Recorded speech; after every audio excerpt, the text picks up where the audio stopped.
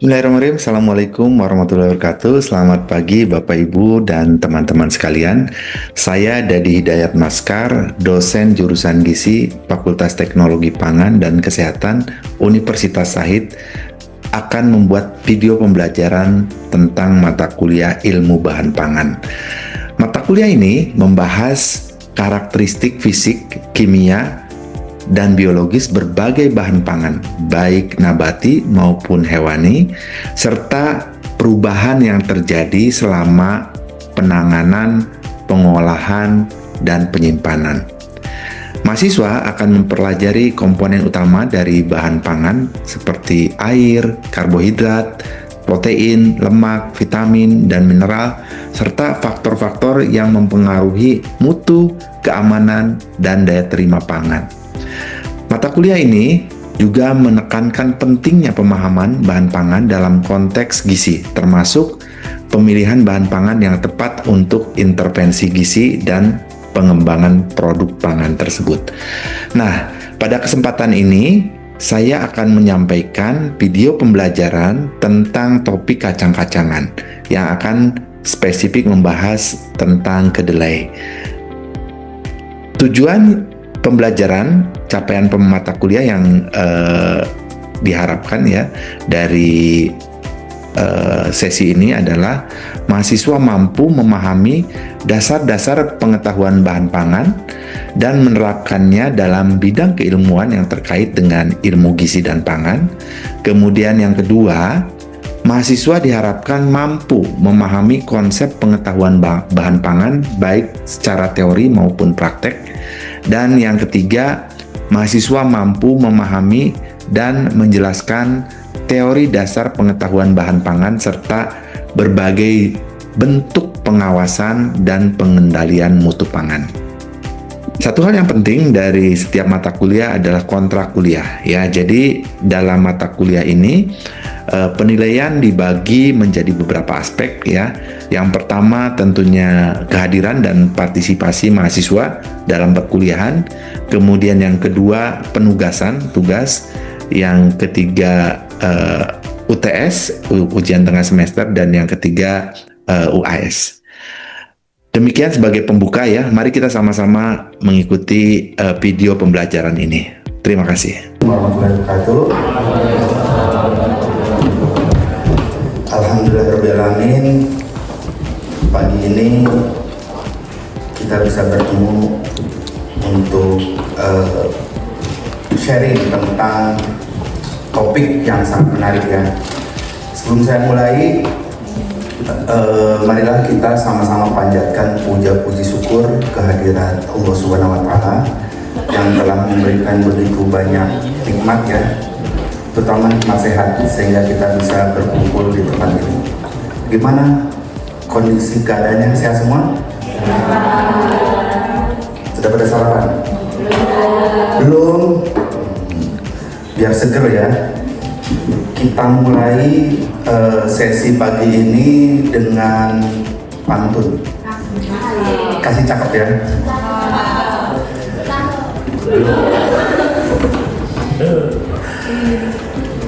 Pagi cerah, burung pun bernyanyi. Mentari hangat, sinari ladang. Kedelai kecil penuh potensi. Sumber protein kaya dan senang. Satu lagi ya. Dari kebun sampai ke piring. Tempe tahu jadi sarapan lezat. Mari kita mulai sharing. Kuliah insya Allah hari ini bermanfaat. Pagi ini kita akan masuk ke pertemuan ke-10 ya. Kita akan membahas tentang kacang-kacangan. Jadi tujuan dari pembelajaran ini ya, saya ingatkan kembali, deskripsi dari mata kuliah ini adalah merupakan mata kuliah yang mempelajari tentang penggolongan bahan pangan berdasarkan sumber dan struktur, sumber sistem produksi yang meliputi cara produksi, cara penanganan pasca panen, cara penyimpanan, karakteristik bahan, sifat karakteristik fisik, kimia, dan seterusnya ya. Jadi pertemuan kali ini yang ingin dicapai dari pembelajaran kali ini adalah teman-teman sebagai mahasiswa mampu berpikir luas ya, metakognitif dengan landasan ilmiah. Jadi kita segala sesuatunya harus berlandaskan ilmiah. Kemudian yang kedua, mampu menjelaskan teori dasar, iptek gizi serta ilmu terkait ilmu pangan secara struktur ya. Pada pertemuan kali ini kita akan membahas tentang kacang-kacangan ya.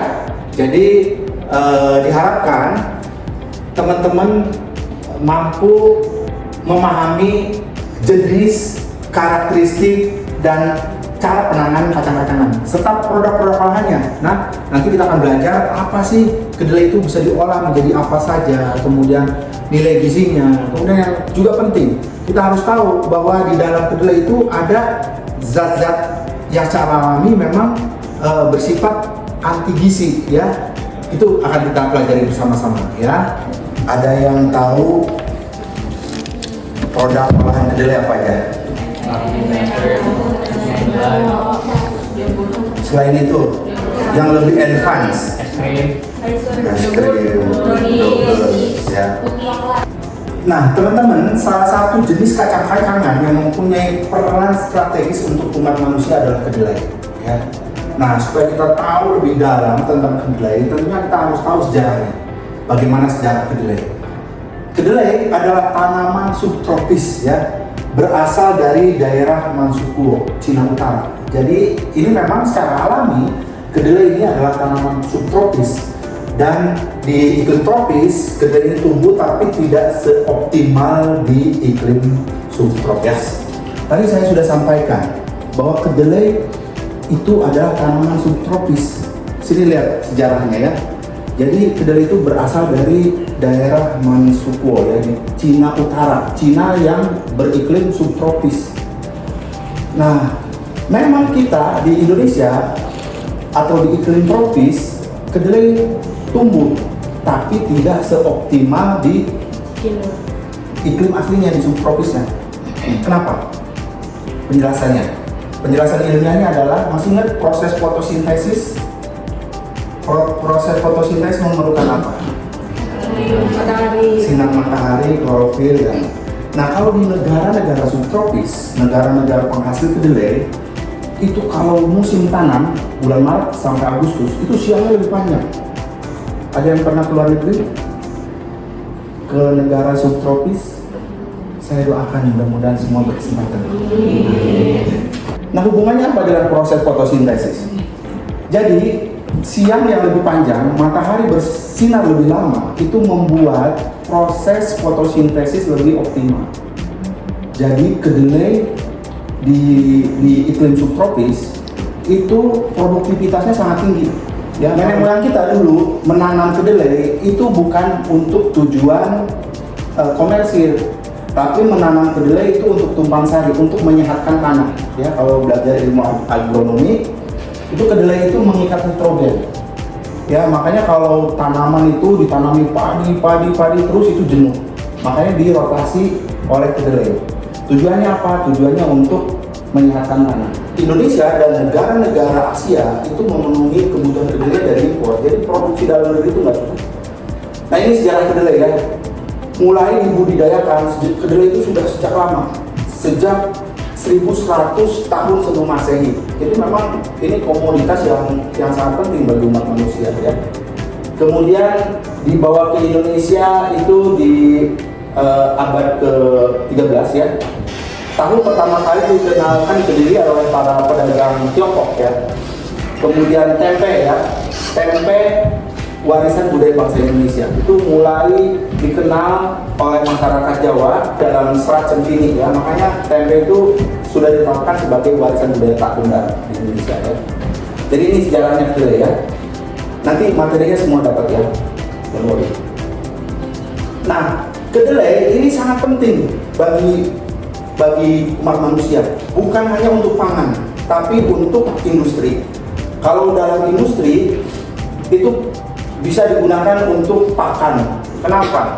Karena kedelai merupakan salah satu komoditas yang kandungan proteinnya sangat tinggi. Sedangkan untuk pangan, terutama didominasi di negara-negara Asia. Nah, kalau pangan ini dikategorikan jadi dua ya, pangan fermentasi sama non fermentasi.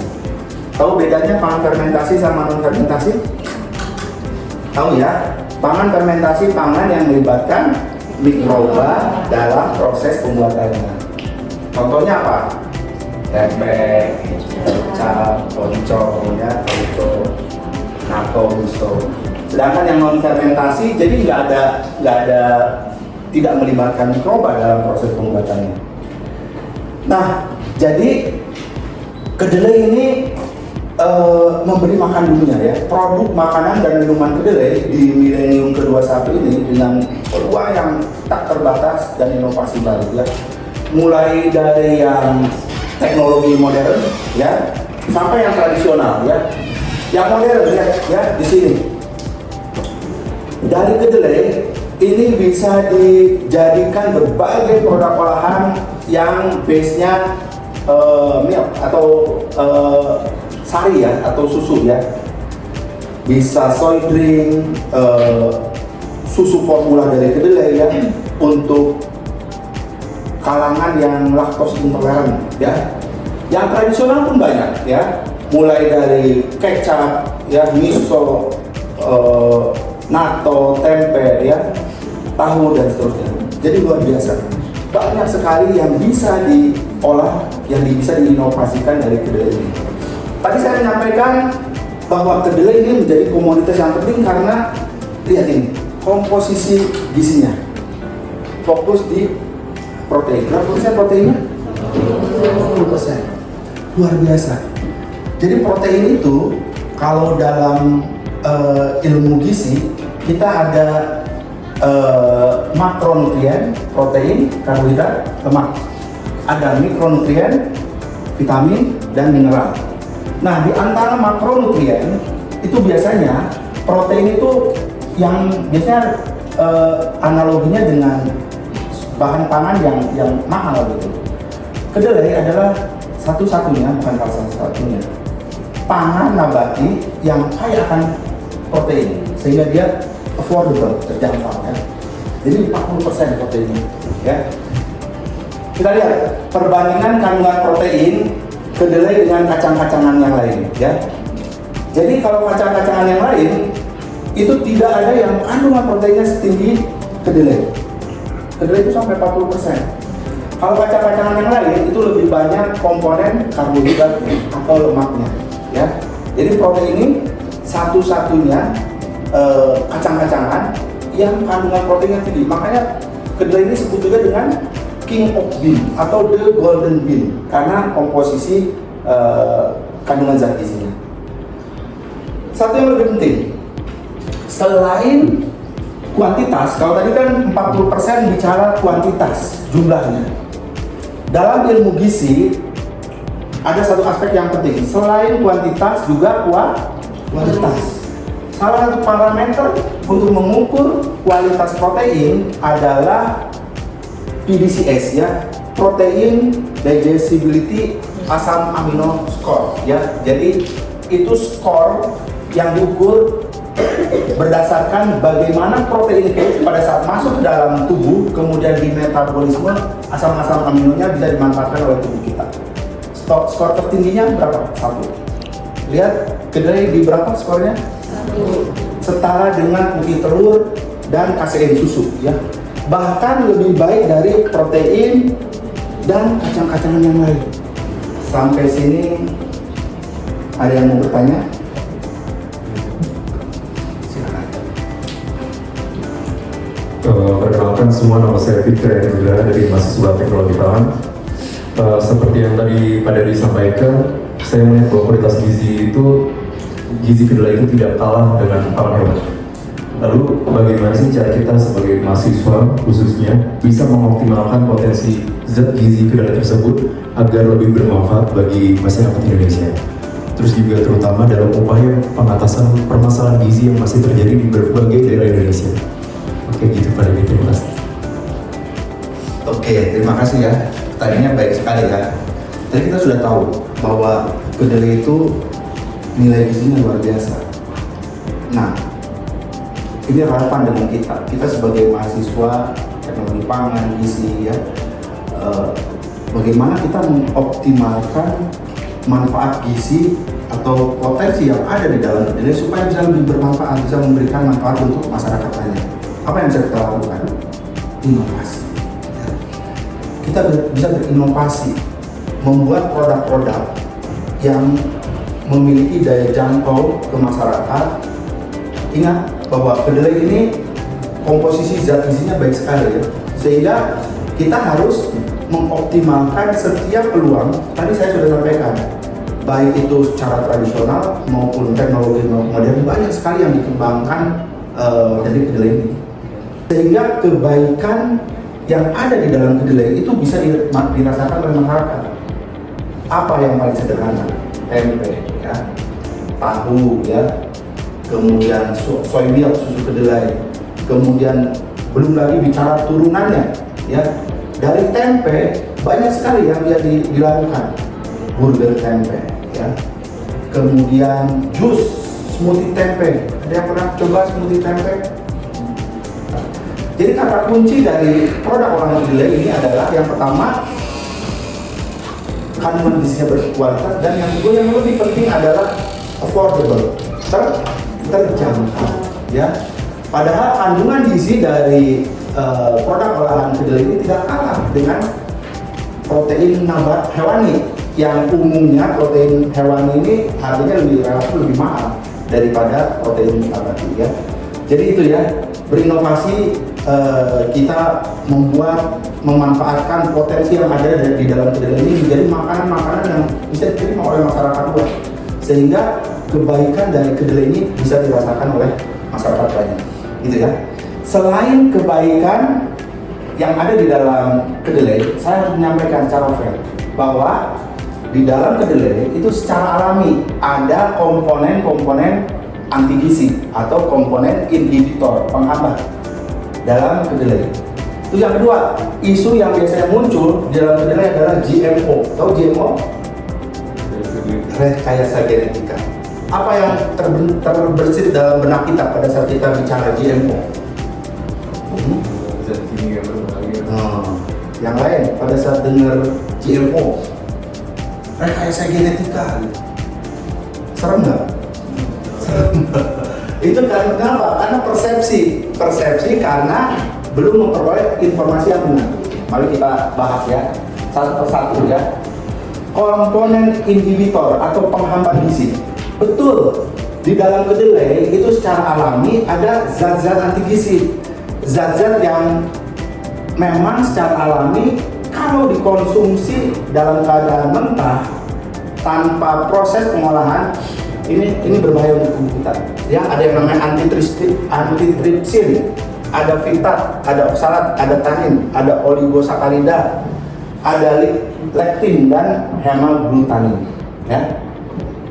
Tapi teman-teman jangan khawatir, semua komponen anti gizi yang terdapat secara alami dalam kedelai itu akan berkurang atau hilang oleh proses pengolahan pangan, terutama pemanasan, ya. Jadi kalau ada yang nanya kedelai ada zat anti gizinya, kita tidak perlu menolak, faktanya memang seperti itu. Tapi semua zat anti gizi ini hilang oleh proses pengolahan pangan, terutama pemanasan, ya. Jadi tidak ada yang perlu dikhawatirkan, kecuali kalau kita mengkonsumsi dalam keadaan mentah, ya. Nah sekarang isu yang kedua tentang GMO, produk rekayasa genetika. PRG atau rekayasa genetika, teknologi dalam pertanian yang bertujuan untuk meningkatkan produktivitas pangan, ya. Nah bedanya apa dengan GMO, genetically modified organism? Bedanya adalah teknologi yang digunakan, ya. Nah, GMO adalah teknologi menyisipkan gen. Kedelai yang diekspor ke Indonesia merupakan kedelai yang telah dinyatakan aman untuk dikonsumsi baik di negara asalnya maupun di Indonesia, ya.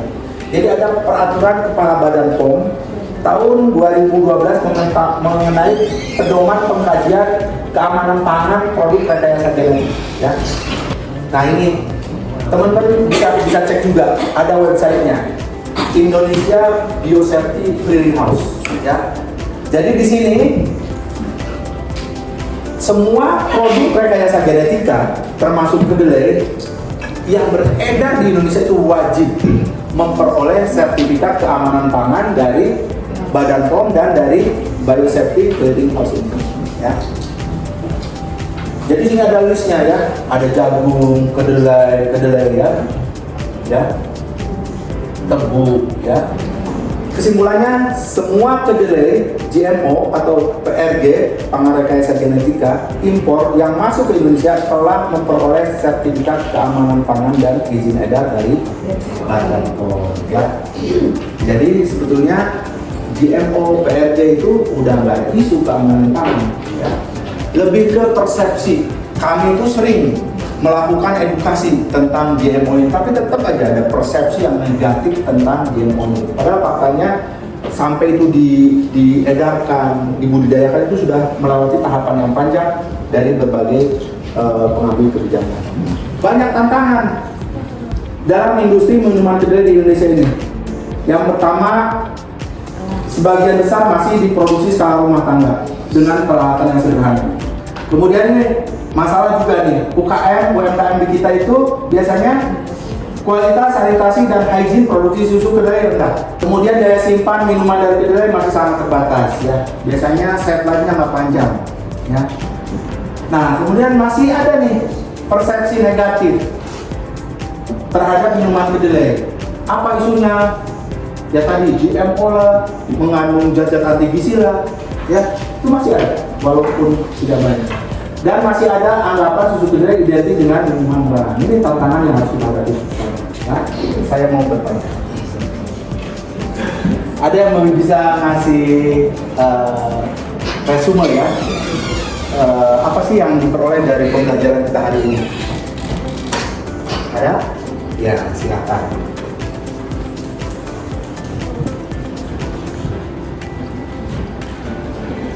Perkenalkan, nama saya Farhan Fitria Mulia dari Teknologi Pangan. Dari pembelajaran saat ini, kan kedelai dari subtropis dari Cina Utara karena masa siang itu lebih panjang yang membuat fotosintesisnya itu lebih optimal.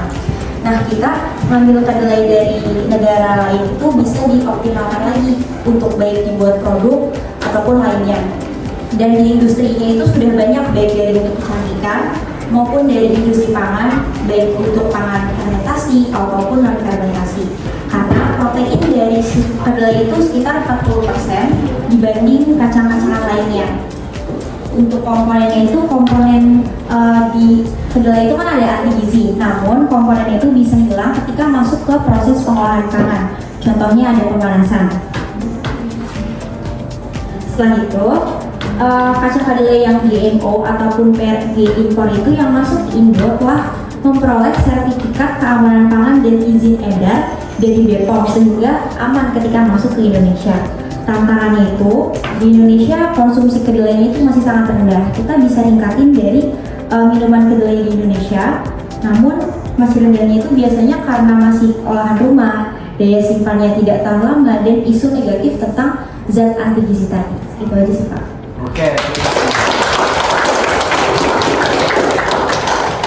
Terima kasih ya.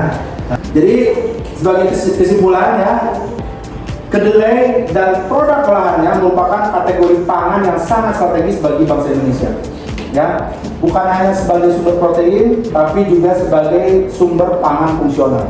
Kedelai secara alami mengandung komponen-komponen anti gizi, itu jangan dibantah, betul. Tapi semuanya akan hilang dalam proses pengolahan pemanasan. Terus yang berikutnya, sebagian besar kedelai yang diproduksi secara global adalah kedelai GMO. Akan tetapi tidak perlu ada kekhawatiran yang berlebihan karena kedelai GMO yang telah dikomersialisasikan itu telah dinyatakan aman baik di negara asalnya maupun di Indonesia. Kalau di Indonesia oleh siapa tadi? Badan POM dan KKH, Komite Keamanan Hayati atau Indonesian Biosafety Clearing House ya. Kemudian kesadaran konsumen untuk mengkonsumsi produk yang sehat, bergizi, menyehatkan serta diproduksi secara lingkungan sustainability. Jadi nih bayangin teman-teman, kalau teman-teman punya produk minuman kayak begitu, kemudian highlight ini menggunakan kedelai yang diolah secara ramah lingkungan ya. Kemudian cantumin logo sustainability-nya. Keren nggak? Keren ya? Minuman kedelai merupakan kategori pangan yang sangat strategis bagi bangsa Indonesia, bukan hanya sebagai sumber protein yang terjangkau, tapi juga sumber pangan fungsional dan ekonomi kerakyatan. Teman-teman, 1 kilo, tadi saya bicara ya, 1 kilo kedelai menjadi 1,6 kilo tempe. Tahu nggak kalau diolah menjadi susu kedelai berapa? Santi berapa? 1. Lebih banyak lagi. Iya, 1 kilo kedelai itu bisa menjadi 7 liter. Nah, tapi tentunya harus inovasi ya, inovasi dan pengembangan produk untuk lebih mengembangkan produk-produk kedelai di Indonesia. Edukasi, promosi, penguatan jejaring untuk mempromosikan, memperlihatkan, memproduksi kedelai. Nah, kami lagi ya, bunga mawar Dinas Selasi. Warnanya cerah ya dari ini. Cukup sekian dan terima kasih. Semoga banyak yang bertanya.